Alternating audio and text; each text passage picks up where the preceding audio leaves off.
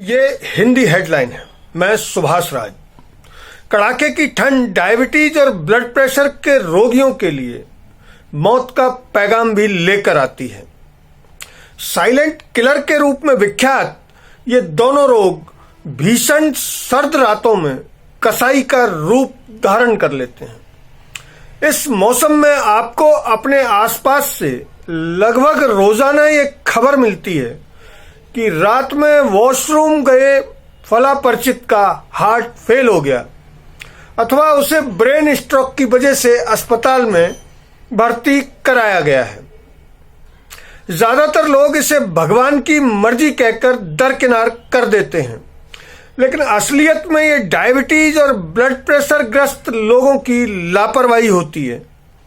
अगर वे मामूली सावधानी रख लें तो न सिर्फ अपने अमूल्य जीवन को बचा सकते हैं, बल्कि सर्दी से होने वाली अन्य बीमारियों से भी दूर रह सकते हैं।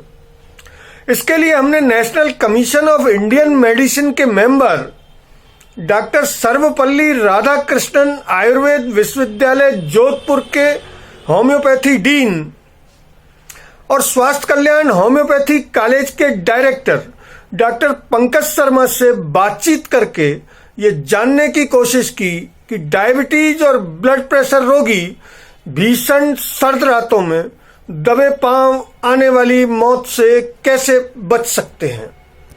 सर्दियों में रात को वॉशरूम जाने के लिए बिस्तर से उठने वाले लोगों में हार्ट अटैक और ब्रेन स्ट्रोक की संभावनाएं क्यों ज्यादा होती हैं और उनसे कैसे बचा जा सकता है।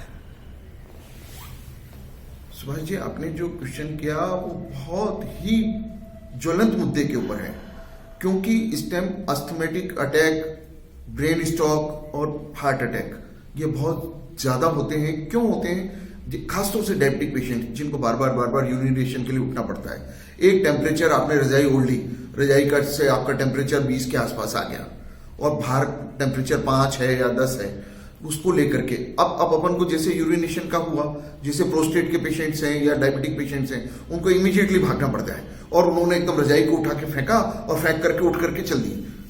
बहुत केयरफुल होना चाहिए, क्योंकि उस टाइम आपका ब्लड सर्कुलेशन बिल्कुल लेवल के ऊपर है। लेटे हुए जिस तरह होते हैं उस तरह होता है।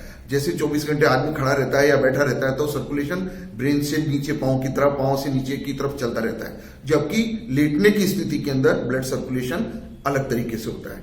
अब उस सर्कुलेशन को उसको बढ़ाने के लिए बॉडी को काम तो करना पड़ेगा ना, ये भी एक मैकेनिज्म है। तो अगर आपने जैसे बैठने के बाद के अंदर आपने देखा कि नॉर्मल हो गए, तो नॉर्मल जाकर के आप वॉशरूम जाइए, वॉशरूम जाकर के अपना स्टूल, यूरिन जो भी पास करना करिए और उस टाइम धीरे धीरे उसमें जल्दीबाजी बिल्कुल ना करें। यही एक बहुत बड़ा कारण है हार्ट अटैक का और ब्रेन स्ट्रोक का, क्योंकि एकदम ब्लड प्रेशर हाई हुआ, शूट अप कर करके उसने ब्रेन के अंदर हेमरेज किया, हेमरेज करके नीचे आ गया वो, क्योंकि वो चीज फट गई। फटने के बाद में स्ट्रोक आ गया और क्लॉट बन गया, क्लॉट बनने के बाद में पैरालिसिस आ गया, फेशियल पैरालिसिस आ गया, या पूरी ब्रेन में भी, पूरी बॉडी में भी पैरालिसिस आ सकता है। तो इन चीजों को अपन को सिर्फ सावधानी से भी अपन इस चीज से बच सकते हैं। क्योंकि दूसरी चीज होती है सर, इसके अंदर सबसे बड़ी बात क्या होती है, जो डायबिटिक पेशेंट होते हैं, जो ब्लड प्रेशर के पेशेंट होते हैं, उनको डाययूरेटिक दिया जाता है। अपन उस तरफ ध्यान ही नहीं देते कि अपने उस यूरिन के साथ अपने बॉडी के मिनरल्स और साल्ट जो भी हैं वो भी निकल जाते हैं।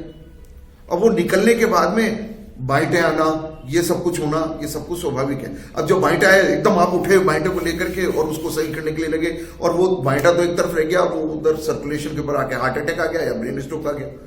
तो इन चीजों के ऊपर सावधानी रखनी चाहिए, समय समय पर अपने इन्वेस्टिगेशन करवाते रहने चाहिए और ये जरूर देखना चाहिए कि मेरी बॉडी के अंदर कि मैं किस ढंग से इसको काम में ले रहा हूं। अपने आप को रजाई हटा करके शांति के साथ बैठें, 1 मिनट वेट करें और 1 मिनट वेट करने के बाद में फिर आपको जो करना है वो कीजिए, जिससे सर्कुलेशन नॉर्मल आ जाए। छोटी छोटी सावधानियां ही जीवन को बचा सकती हैं। इससे बचने के लिए खान पान में कोई विशेष रिकमेंडेशन करेंगे आप? बिल्कुल मैं करूंगा। जो देखिए, इसमें एक सबसे बड़ी बात है, ऐसे पेशेंट जो रिस्क फैक्टर में हैं, जो डायबिटिक हैं, ये हैं, मैं उनको हमेशा एक चीज सजेस्ट करता हूं कि अपना शाम का खाना, जो रात का डिनर है, वो सूरज डूबने के आसपास ले लें। क्यों ले लें? क्योंकि वो सोने से पहले पहले वो सब कुछ डाइजेस्ट हो जाए, है ना। और डाइजेस्ट होने के बाद के अंदर जब उसको बॉडी को इतना ज्यादा काम नहीं करना पड़े, अपन क्या करते हैं, रात को 10 बजे खाना खा रहे हैं, 11 बजे खाना खा रहे हैं, खाना खाया और रजाई ओढ़ी और सो गए। अब वो बॉडी को तो उतना ही काम करना पड़ेगा उसको डाइजेस्ट करने के लिए, सब कुछ करने के लिए। जो उसको शाम को 5-6 बजे करना चाहिए तो वो रात को 10 बजे कर रही है, तो उसके अपने एक साइड इफेक्ट हैं। अपने आप को उससे बचाने के लिए खाना पहले खाएं, ज्यादा रिच भोजन ना लें और अपने आप को जितना खाएं उसको कंज्यूम करें। सर्दियों में अधिकतर लोगों को ये शिकायत रहती है कि उनके पैर ठंडे हो जाते हैं, विशेषकर पंजे, और वो गर्म होने में कई कई घंटे लेते हैं। नहीं, उसका तो देखिए सीधा सा रीजन है कि अपन जब बैठे रहते हैं तो ब्रेन से नीचे की तरफ ब्लड सर्कुलेशन होता है। अपन जब लेट जाते हैं तो सर्कुलेशन नॉर्मल लेवल पे आ जाता है, तो इस वजह से वो ठंडे होते हैं। इसमें जो सर्कुलेशन नॉर्मल हो जाता है तो आप देखते हैं रजाई के अंदर भी जैसे अपने पाँव रखा, उसमें पाँव ढकने के थोड़ी देर बाद में जैसे आप लेटे तो वो सब कुछ नॉर्मल हो जाता है। लेकिन इमीडिएटली वहां जाने में, उसको लेने में टाइम होता है, क्योंकि ब्लड सर्कुलेशन उस फ्लो के अंदर उस जगह नहीं पहुंचता, इस वजह से। तो इसके लिए किसी तरह की कोई दवाइयों की रिकमेंडेशन है? दवाई नहीं, ये तो नेचर के साथ चलना चाहिए आदमी को। अगर कोई साइड इफेक्ट हो जाता है, कोई डिजीज हो जाती है, तब दवाई का रोल आता है। ये चीजें तो बचाव ही इलाज है कि इस शरद ऋतु के अंदर जो टेम्परेचर बहुत माइनस में जा रहा है, क्लाइमेट में जो चेंजेज आ रहे हैं, इसमें कौन कौन सी बीमारियां ज्यादातर फैलती हैं। मैं अपने श्रोताओं को ये बताना चाहता हूं कि देखिए, इसमें बचाव सबसे बड़ा इलाज है। और बचाव के अंदर इसके अंदर क्या क्या डिजीज हो सकती हैं।